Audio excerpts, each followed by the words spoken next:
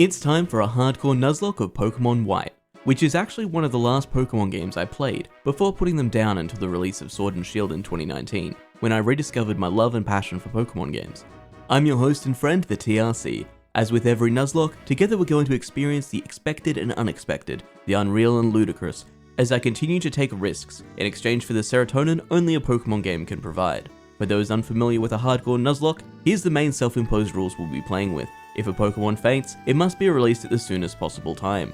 We can only catch the first Pokémon we encounter in a route or area. Our Pokémon must be at or under the level of the next gym leader or Elite Four member's ace. The item menu may not be accessed in battle. The set battle mode must be used at all times. You can find the rest of the rules in the description below. Our journey begins with Professor Juniper welcoming us to the magical world of Pokémon, where everyone forces animals to fight for money. We're then introduced to our two best friends, Cheren and Bianca, Cheren being the know-it-all type, and Bianca being the lovable but highly impressionable ditz. In our bedroom, we discover a package from Professor Juniper, addressed to all three of us, containing the options for our first Pokémon. Knowing our place in the friendship group, we immediately take our first choice of Pokémon, Tepig, who we name Sausage, as I'll take the crispy boar over the seashell dog and the piece of parsley that de-evolves hands any day. Bianca ends up with Snivy, and Cheren Oshawott.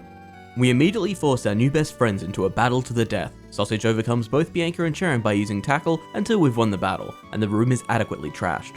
We head downstairs, apologize to our mother for the mess, but she just gives us a phone, and sends us off to chat to Professor Juniper as punishment. With Bianca not yet at the Pokemon lab, we invade a private conversation where her father seems to think going off by yourself to explore the continent at 10 years old is a bit of a dangerous idea. Finally, a fit parent in Pokemon.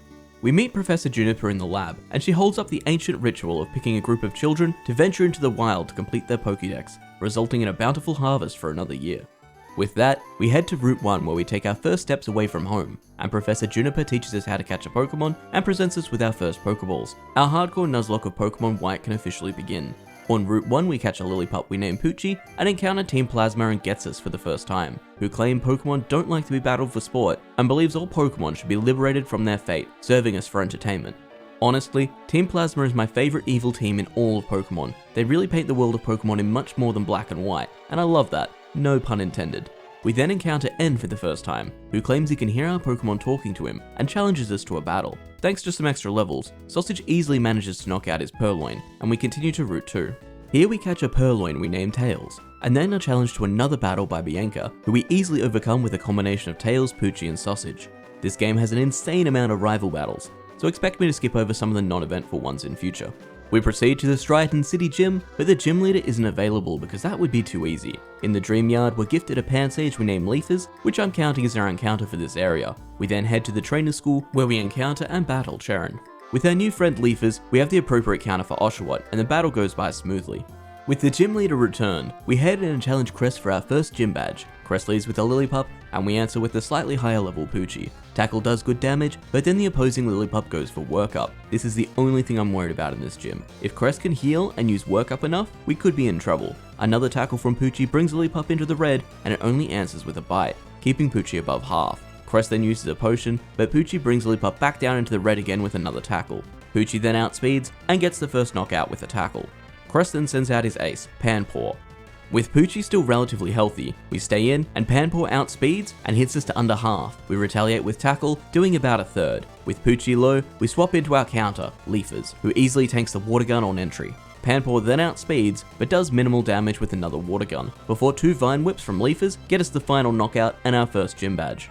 Outside the gym, a stranger asks us to follow them back to their house, so we do. They request we head into the Dream Yard to collect some Dream Mist for them. Why not? As we head into the Dream Yard, we encounter Bianca, who tags along before we see Team Plasma brutalizing a poor Munna, very against what they were preaching earlier.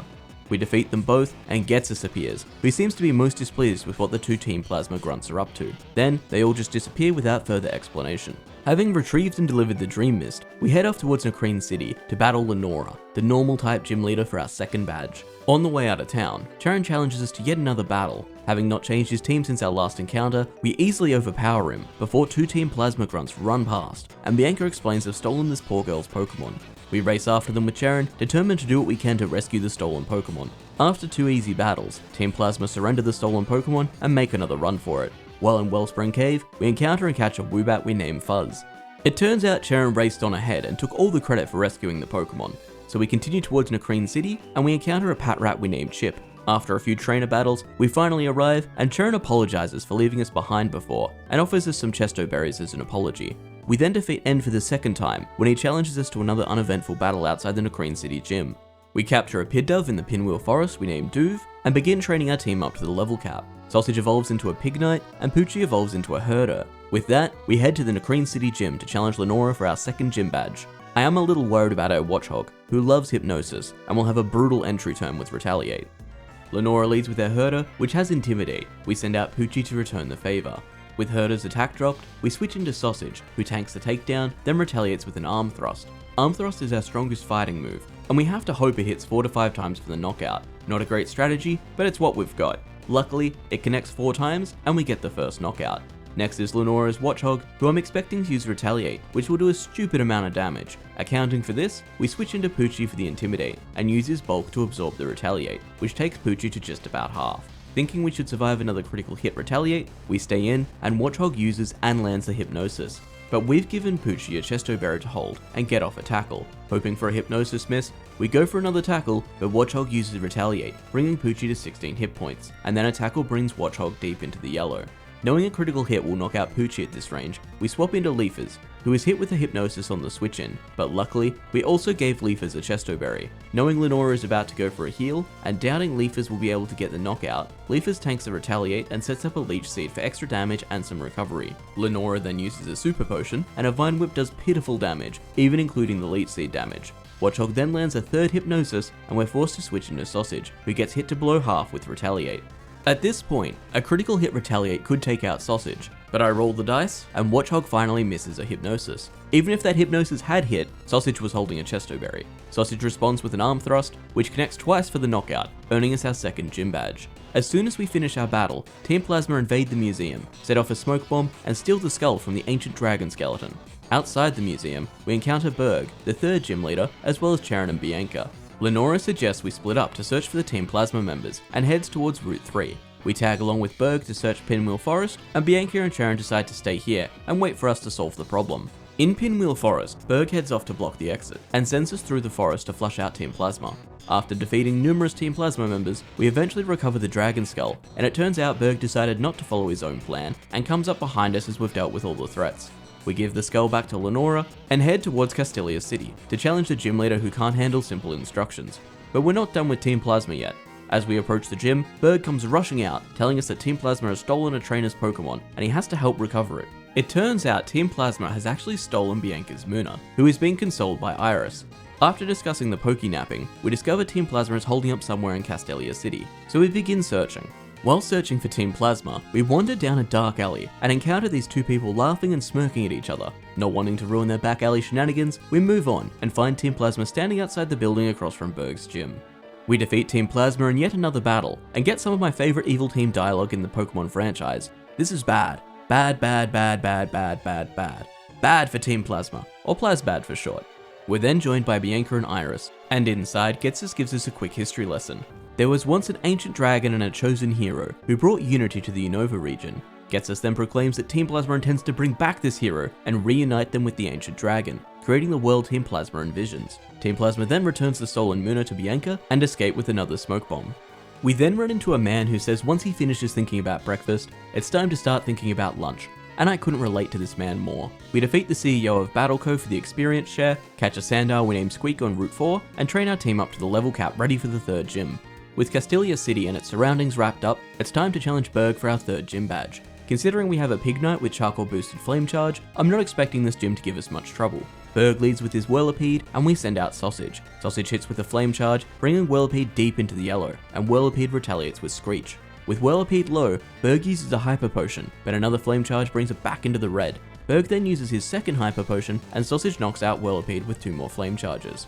Next, Berg sends out his Dwebble, which is our only real concern for this gym battle. Even with Screech, I don't think Dwebble can really damage Sausage, so we go for another flame charge, bringing it to just above half, and Dwebble responds with a sand attack. Hoping we don't miss, Sausage lands another flame charge, bringing Dwebble into the red, and Dwebble responds with a smackdown, bringing Sausage into critical hit range. Knowing we're going to outspeed, we finish off Dwebble with another flame charge, which thankfully connects, scoring the second knockout. Out comes Berg's ace, Leavenny. Knowing we're going to strike first thanks to the speed boost, we go for Flame Charge, but a miss here could be a serious issue. Sausage uses Flame Charge, and it luckily connects for the knockout, defeating Berg and gaining us our 3rd gym badge. In review, I was overly reckless here. I could have easily switched into Leafers to bait the struggle bug, then switch back into Sausage to remove the defense and accuracy drop. Luckily, I wasn't punished for it here. We then begin our trek to Nimbasa City. After defeating Bianca in a bland battle, where the highlight is swapping between Squeak and Fuzz while Amuna continues to heal and use Yawn. Then demolish Charon's team in another uneventful battle.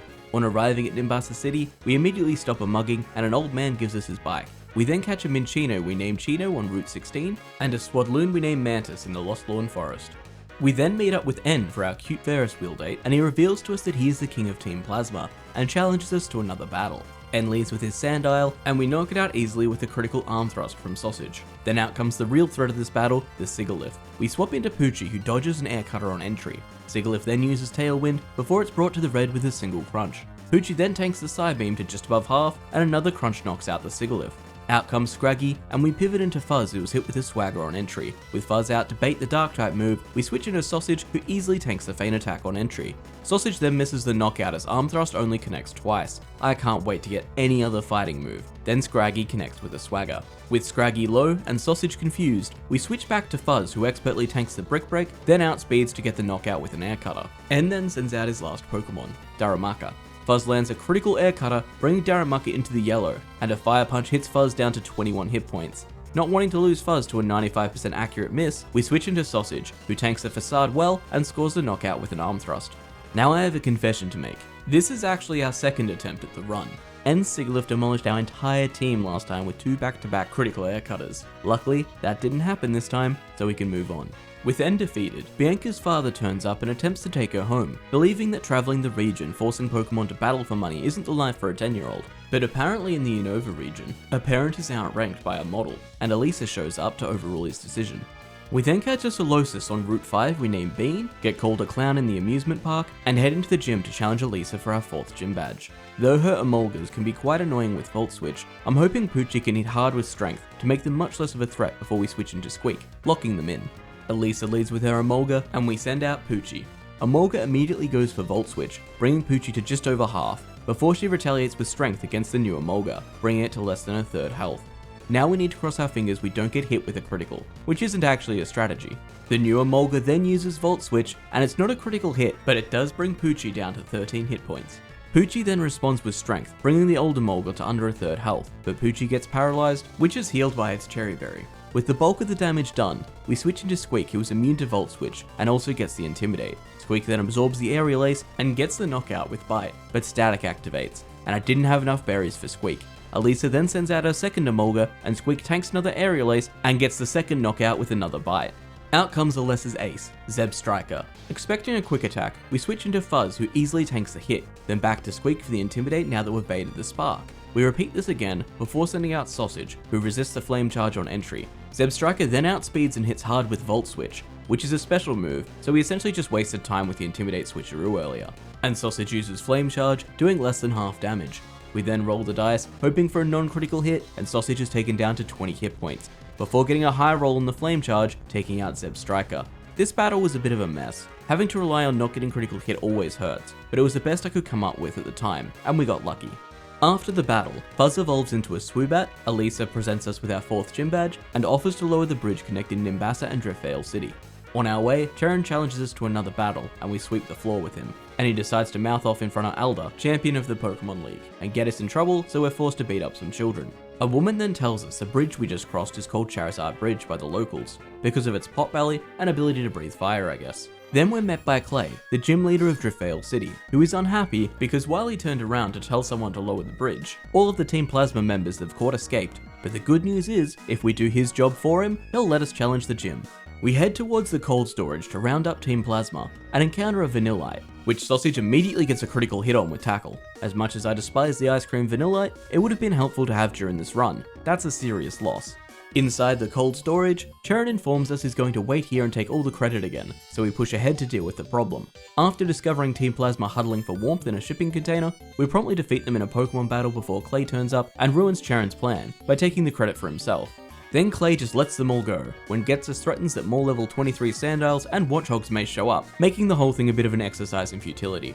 We then encounter and catch a Carablast we name Blaster on Route 6, train the team up to the level cap and Squeak evolves into a Crocorock, and Leafers evolves into a Pansage, with a Leaf Stone we picked up in Castilia City, ready to challenge Clay at the Driftvale gym. But the Excadrill with Hone Claws can be a serious problem. If I had a Persim Berry, this gym could have been a clean sweep for Leafers, but I don't.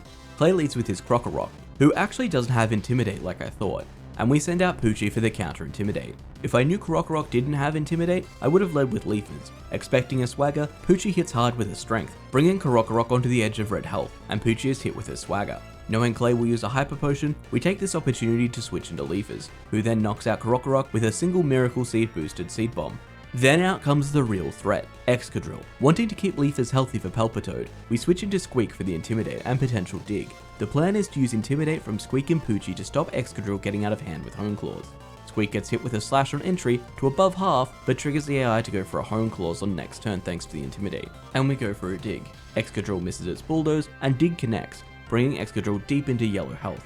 Expecting Clay to use another Hyper Potion, we switch into Poochie for the Intimidate, and then back to Squeak for another Intimidate, who tanks a Rock Slide on entry. Knowing Excadrill will go for another Hone Claws, Squeak uses Dig, Excadrill misses a Slash, and Dig brings Excadrill back to the edge of red health. We then switch back into Poochie, and Excadrill connects with a Slash for minimal damage, but the Rocky Helmet I gave Poochie hurts Excadrill. It's now all over. Excadrill then outspeeds and hits Poochie with a Slash, and is knocked out by the Rocky Helmet damage. Clay sends out his last Pokemon Palpitoad, so we switch into Leafers, who tanks a Bulldoze on entry, then gets a knockout with a single Seed Bomb. This was a very roundabout way of dealing with Excadrill, but I wanted to play it a bit safe. Getting to utilize the Rocky Helmet also feels good. With that victory, Clay presents us with our 5th gym badge. With Clay defeated, we head towards Mistralton City, and Bianca ambushes us for another battle, hoping we hadn't gone to the Pokemon Center or something. At this point, we have all the counters, so we easily rotate around to knock out our team. Upon entering Chargestone Cave, the Shadow Triad appear and escorts us 5 steps in the direction we're already heading to N. N tells us we have been chosen, and our neutral presence in this world is apparently a good thing. He then warns us that Team Plasma are waiting to challenge us again further into the cave, then wanders off. We encounter a Joltik we name Zap, have Professor Juniper show up and tell us about the wild Pokemon here, get escorted the direction we're already going again by the Shadow Triad, demolish Team Plasma, and Poochie evolves into a Stoutland. At the end of Chargestone Cave, N challenges us to another battle. N leads with his Boldore, and we were unprepared for this fight and lead with Sausage. We immediately switch into Squeak, and Boldore uses Iron Defense. With the Iron Defense up, Squeak does minimal damage with Bulldoze, but Boldore can only respond with Power Gem, so Squeak easily wins the battle after about 3 hours. And then sends out his Joltik, and we switch into Sausage, who easily absorbs the Bug Bite on entry. Sausage then outspeeds for the knockout with Heat Crash, then knocks out Clink with another Heat Crash, then continues his rampage, knocking out Ferroseed with another Heat Crash, defeating N. We then arrive in Mistralton City, and are introduced to Professor Juniper's father and Skylar, the next gym leader. Skylar explains that we're unable to challenge the gym until she deals with a sick Pokemon she spotted while flying overhead, and we're welcome to meet her at the Celestial Tower to help. On our way to the Celestial Tower, we encounter and catch a Zebstriker we name Zebs, who is added to the team, perfect for our upcoming battle with Skylar. We also encounter and catch a Litwick in the Celestial Tower we name Lighter. Bean evolves into a Duosion, and we make it to the top of the tower, just in time to miss the injured Pokemon fly off. With Skylar back at the gym, we train up our team to the level cap, and I'm honestly expecting Zeb to solo the entire gym. Skylar leads with her Swoobat, and to no one's surprise we send out Zebs. Zebs outspeeds and hits with a Charge Beam, bringing Swoobat to the tiniest shred of health and raising Zeb's special attack. Woobat retaliates with Amnesia, raising its special defense. Knowing Skylar is going to heal Swoobat, we get off another 2 uninterrupted Charge Beams, further increasing Zeb's special attack. Now it's over. Zebs knocks out Unpheasant with a single Shockwave, and Swanna with another single Shockwave. The moment we caught Zebs, this battle wasn't going to be an issue. Skylar presents us with our 6th badge, and we're off to Icarus City. On the way out of the gym, we're ambushed by N, who speaks with Zebs, who appears to know far more about us than a Pokemon caught within the hour should know, and is surprised to learn that our Pokemon enjoy our company, and heads on his way. Charon challenges us to a battle before we can enter Twisted Mountain, and we again have all the counters, so his team is easily knocked out. Then Elder jumps from the top of the cave, not shattering his ankles, and gives us both the Surf HM. We then encounter a Girder in Twisted Mountain, which we catch and name Bulk, Sausage evolves into an Emboar, and we see Charon actually do something, defeating a Team Plasma member before they run off to Dragon Spiral Tower.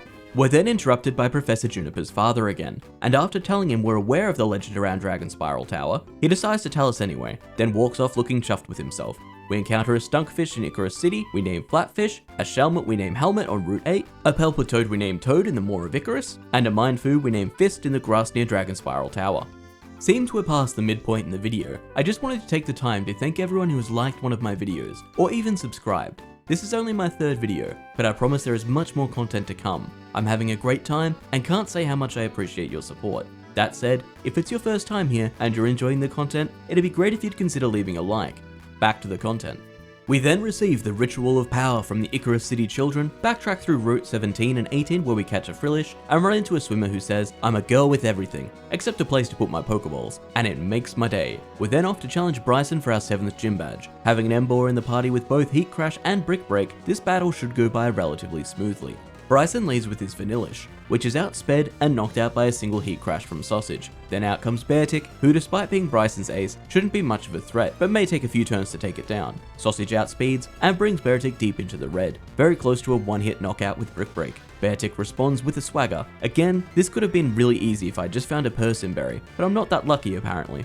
With Sausage confused, and knowing Bryson will heal, we switch into Poochie to get the Intimidate. Expecting an Icicle Crash, we switch into Emboar who is hit with a Slash, but it does minimal damage thanks to the Intimidate. Not wanting to provoke another heal, and wanting the speed boost for Cryogonal, Sausage uses Flame Charge, bringing Beartic to under half, but Beartic uses Swagger again. We switch into Poochie for another Intimidate, and she tanks the Brine well on entry. Hoping for another Icicle Crash, we switch into Sausage, but a hit with a Swagger on entry, so we hop back into Poochie, who is hit with a critical hit Brine on entry, but easily survives it. Getting sick of the rotation, Poochie uses her strength and is knocked down to 16 hit points by another Brine. That was definitely an impatient and dumb play on my end. A critical there, and we could have said goodbye to Poochie. We switch back to Sausage, and Bryson uses the Hyper Potion I've been trying to avoid. This is why you don't get impatient in Nuzlocks. Sausage then uses Heat Crash, because I Fat Finger it instead of using Flame Charge, and Sausage is hit with Brine, but stays above half. Another Brick Break then scores the knockout on Beartic. Bryson then sends out his last Pokemon, Cryogonal, which can't really damage Sausage, so we stay in. Cryogonal outspeeds and hits with an Aurora Beam for minimal damage, then Sausage retaliates with a Heat Crash, getting the knockout. Upon leaving the gym, Bianca and Sharon are waiting for us, and in a weird twist, Sharon is the one forced to wait for the gym leader, instead of us for a change, as Bryson needs to investigate Dragon Spiral Tower, so we all just kinda follow him. We battle our way through Dragon Spiral Tower, defeating all the Team Plasma members in our way with ease, and one of the sages reveals N will become the hero to tame the White Dragon, then intends to set Pokemon free from serving their trainers. Once we reach the top of the tower, we encounter N, who has indeed befriended the White Dragon of legend, and tells us the only way we have to stop him is to encounter the White Dragon's counterpart from the Darkstone, and that he has already foreseen this meeting.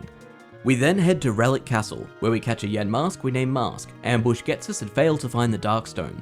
Elder questions Getsus' motives, asking him if he believes all Pokemon want to be liberated from their trainers, and Getsus kind of ignores the question, continuing his rant. Then Elder just lets Getsus, the reason everything is happening, walk off.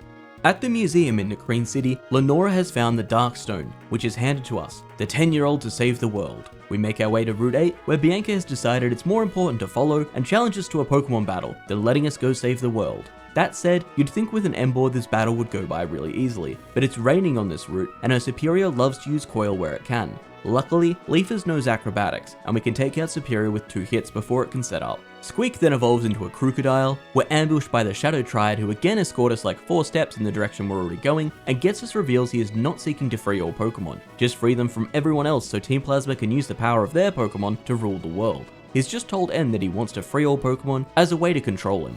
Getsus then reveals to the masses that the ancient hero has returned through N, and already combined his power with that of the ancient White Dragon, using this as a way to push his narrative that everyone should release their Pokemon. Drayden then reveals there were actually once 2 heroes, brothers, both with differing ideals, and the ancient dragon split into the White and Black Dragon, each agreeing with a different brother. After a long battle, both heroes come to the conclusion that neither side was correct, and cease the conflict. Later, the sons of the 2 heroes engage in battle over their differing ideals again, and the Unova region was destroyed, before both the White and Black Dragon disappeared. We then grind the team up to the level cap for the 8th and final gym. Bean evolves into a Reunculus, Toad evolves into a Seismitoad, and we teach Ice Fang to Poochie, not realizing Return will basically do the same damage against Iris's dragon types. We challenge Iris for our final gym badge. She leads with her Fracture, and we lead with Poochie for the Intimidate and Ice Fang. Poochie outspeeds and takes Fracture deep into the red, and gets the freeze. Iris then heals with a Hyper Potion, but Fracture remains frozen, and is again healed with another Hyper Potion after an Ice Fang from Poochie. Another Ice Fang and a return gets the knockout on Fracture.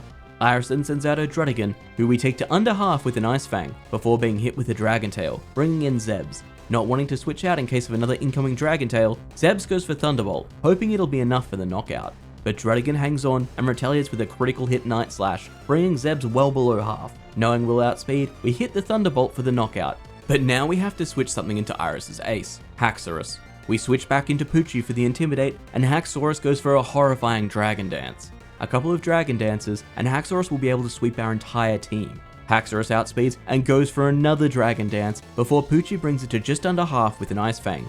Now we hope, because of the Intimidate, Haxorus will go for one more Dragon Dance. Otherwise, if it starts attacking, this could end the run right here. Haxorus outspeeds and goes for another Dragon Dance, allowing Poochie to connect with an Ice Fang for the knockout, earning us our 8th and final badge.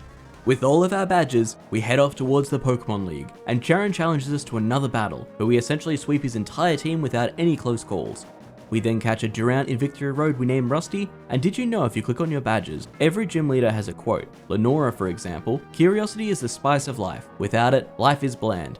Compared to Berg, who says, that's right, you, use bug-type Pokemon. Inspirational. We then train the team up to level 48 for the Pokemon League and begin endgame. We have Bean, Sausage, Squeak, Poochie, Leafers, and Zebs.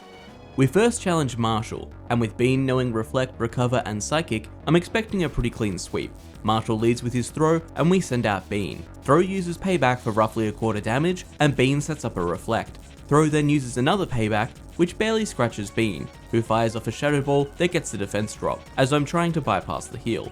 Throw then uses Stone Edge and gets a critical hit, taking Bean down to 33 hit points. This was a huge misplay on my end, and we should have gone for a Recover here. Bean then fires off a Psychic, which gets the knockout, and our Shell Bell brings us out of the imminent danger zone.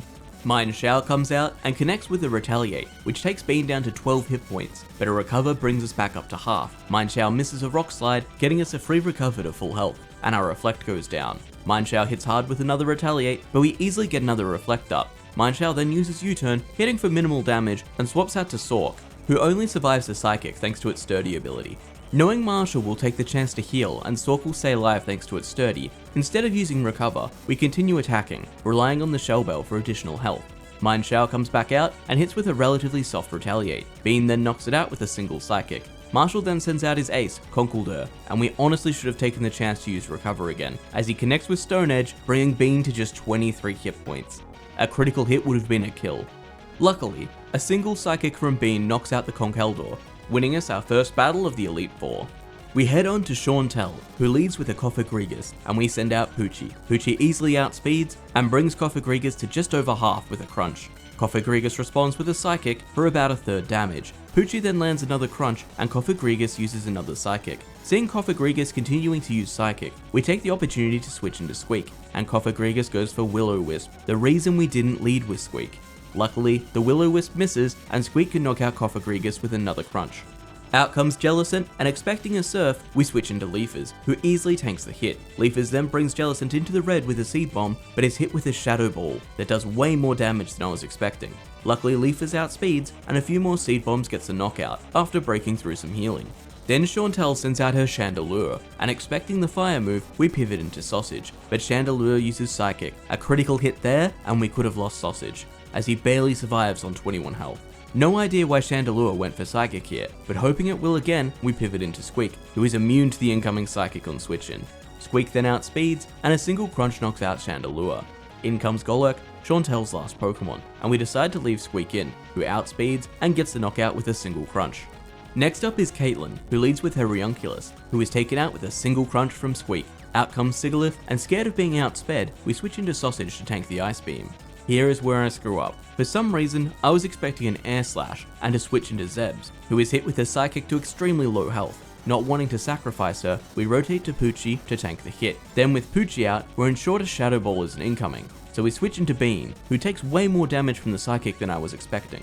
Crossing our fingers, we hit Shadow Ball and hope for the best. Sigilyph hits hard with a Shadow Ball, bringing Bean to only 39 health. And the Shadow Ball from Bean connects, but just misses the knockout, but it does get the special defense drop. Knowing Caitlin will heal, we use another Shadow Ball and get the knockout. That was extremely lucky. We were right on the edge of needing a blood sacrifice. Caitlyn sends out her Mushana, and we switch back into Squeak, who easily tanks a Shadow Ball and gets the knockout with a Crunch. In comes Caitlyn's ace, Gothitelle, who is outsped and taken down by another Crunch from Squeak. Honestly, these battles have been super sloppy, and in hindsight, I should have gotten up and taken a break, but instead, we decide to power on and challenge Grimsley.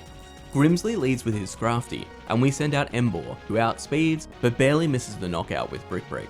Grimsley uses a full restore, and Embor lands a critical hit to get the first knockout. Then out comes Crocodile, who gets the Intimidate, and we switch into Poochie, who returns the favor, and is hit to above half with an Earthquake. We then decide to leave Poochie in, who tanks another Earthquake, but is brought deep into the yellow, but retaliates with a critical hit Ice Fang, making this the second Pokemon we've knocked out with a critical hit. Good thing my luck is holding. Grimsley then sends out his ace, Bishop, and unable to switch in Crocodile due to the Defiant ability, I decide to switch into Zebs to tank a hit, but the Night Slash knocks out Zebs on switch in. That was a horrid decision on my part. Rest easy, Zebs. This does get us a free switch into Sausage, however, who barely tanks the Aerial Ace, then gets the knockout with a Brick Break. Out comes Grimsley's last Pokemon, Liepard, so we switch into Crocodile, who tanks the Aerial Ace on switch in, then gets the knockout with a single Brick Break. For some reason, I still decide against taking a break with the amount of misplays we've had, even losing Zebs, and we head on into the Champions Room to discover N has already defeated Elder with the aid of the White Dragon Reshiram. N declares people will never be able to capture Pokemon, and they will live freely without human intervention, and the Team Plasma Castle erupts from the ground. N challenges us to a battle at the top of Plasma Castle, our beliefs against his, just as the two heroes did so long ago. On the way through Plasma Castle, all the gym leaders charge into action and subdue the Team Plasma Sages. We say goodbye to Zebs and add Toad back into the team, before challenging N at the top of the castle. In that moment, the Black Dragon Zekrom erupts from the Darkstone, and we prove our worth as the second hero by throwing the Master Ball. We name it Zapper and send it to the PC, because we're not using legendaries. N leads with Reshiram, who is going to be a huge issue with its insane stats and moves. Our best option is to try and stall out the Fusion Flare as best we can. Reshiram strikes Poochie with a Fusion Flare, bringing Poochie deep into yellow health, before Poochie responds with a return, for just over a third damage. We then switch into Squeak, who tanks the next Fusion Flare, and then switch to Toad, who tanks another Fusion Flare, but is then killed with a Hyper Beam. Your sacrifice will be avenged. Knowing Reshiram needs to recharge, we send out Bean, who sets up a Reflect and is able to tank the next two Fusion Flares, and do some serious damage with Psychic. As we get Reshiram into red health, N uses a full restore, and we take this chance to recover. Reshiram then uses Extra Sensory, which barely scratches Bean, and Bean is able to get the knockout with a few more Psychics. The big challenge has been dealt with. N then sends out his Caracosta, and we pivot into Sausage, expecting the Crunch, and then into Leafers on the Waterfall. Caracosta then survives the Seed Bomb thanks to its sturdy ability, and Leafers barely survives a Stone Edge. Knowing Leafers outspeeds, we connect with another Seed Bomb, getting the knockout. Out comes Vanillux, and we switch into Sausage, who tanks the Flash Cannon. Vanillux outspeeds, but only goes for Rain Dance. However, it survives the Flame Charge thanks to this. Now outspeeding thanks to Flame Charge, another hit gets the knockout. And then sends out his Clink Clang, which is easily outsped and knocked out with a single Brick Break from Sausage. And thanks to the Flame Charges from earlier, Sausage also outspeeds Zoroark and knocks it out with a single Brick Break. And sends out his last Pokemon, Archeops. With nothing to switch into, Sausage outspeeds and goes for the Brick Break, which should at least bring it into defeatist range, but lands a critical hit, getting the knockout and defeating N. Being beaten in battle, N stops to examine his ideals, and begins to believe that listening and respecting other ideals is how the world will be moved forward, not imposing his ideals alone.